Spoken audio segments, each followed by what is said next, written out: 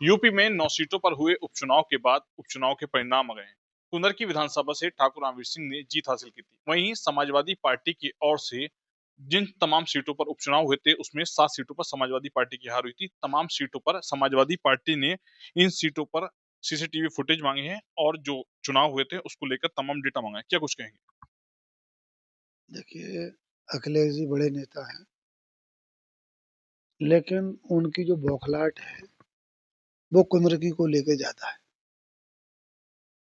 अगर उनके मन में ये प्रश्न है कि मुसलमान लोगों ने, मुस्लिम समुदाय ने किसी मजबूरी में वोट दिया है, तो मैं उस आपके चैनल के माध्यम से ये उनसे अपील करना चाहूँगा कि वो एक अपने 3 सदस्यीय कमेटी, जो उनके विश्वसनीय लोग हैं, वो कुंदरकी भेजें और कुंदरकी में थाना, मैनाठेर और कुंदरकी थाना 12 से 17 तक जो उनकी सरकार थी, उसका आंकड़े देखें कि मुकदमे कितने हुए और किसने कितने किए। अगर वो देखेंगे तो मुस्लिम ने मुसलमानों के खिलाफ ही मुकदमे किए और उनके जो प्रतिनिधि थे यहाँ, जनप्रतिनिधि थे, उनकी पार्टी के कार्यकर्ता थे, उन्होंने ये गेम खेला यहाँ।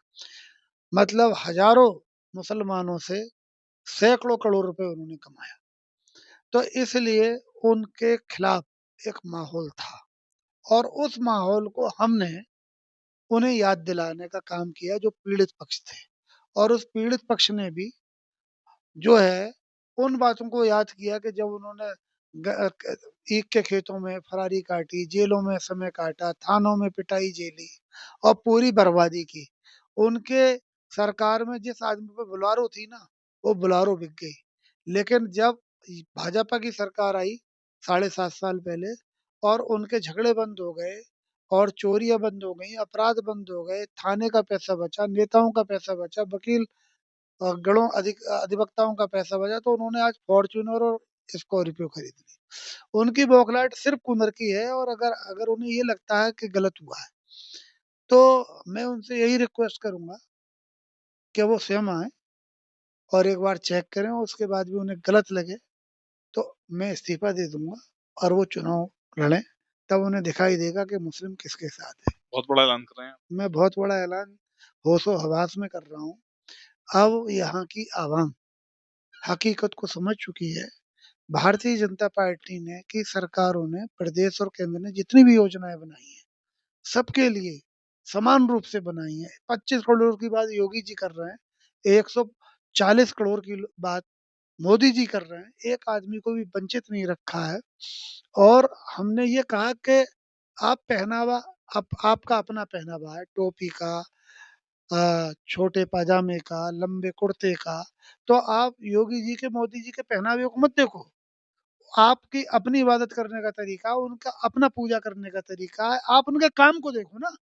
तो लोग समझ गए हैं और यही मैसेज जब पूरे प्रदेश में मुस्लिम समाज के पास जाएगा ना और हमारे लोग अभी अभियान के रूप में चलाएँगे ना, तो आप देखना 50% उत्तर प्रदेश का मुसलमान सत्ता इसमें भारतीय जनता पार्टी के साथ होगा।